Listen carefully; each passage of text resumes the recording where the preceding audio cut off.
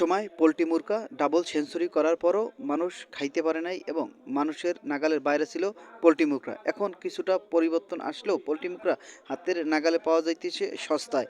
১৫০ থেকে ১৪০ টাকা কেজিতে অহরহ বেচতেছে বিভিন্ন জায়গায় এবং পোল্ট্রি মুরগা যে গরিবের একসময় খাওয়ার অসম্ভব ছিল, এখন মূলত সবাই কিনতে পারতেছে এই পোল্ট্রি মুরগা।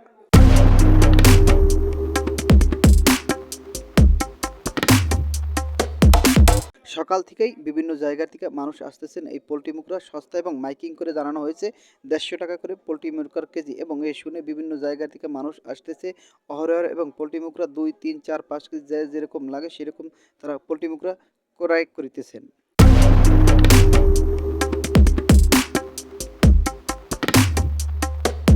হঠাৎ করে পোল্ট্রি মুরগার দাম কমে যাওয়ায় মানুষ কিছুটা হলেও স্বস্তি ফিরেছে এবং অনেকেই অনেক রকম বিশ্লেষণ করতেছে।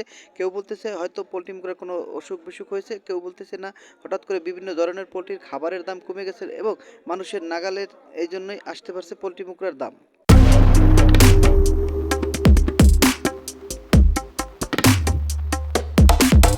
অনেকেই বলতেছেন পোল্ট্রি মুরগার দাম কমলেও মূলত গ্রিল যেটা বানায় ১-১.৫ কেজি মুকরি দিয়ে, সেই গ্রিলের দাম এখন তৈরি মূলত ৪০০ টাকা তারা মূলত রাখতেছে। অনেকেই বিশ্লেষণ করে বলতেছেন যেখানে মুকরার দাম ১৫০ টাকা কেজি, সেখানে কি করে একটা গ্রিল ৪০০ এবং ৪৫০ টাকা হয়, সেই বিষয়ে একটু নজর দেওয়ার জন্য বলতেছে ভোক্তা অধিকারকে।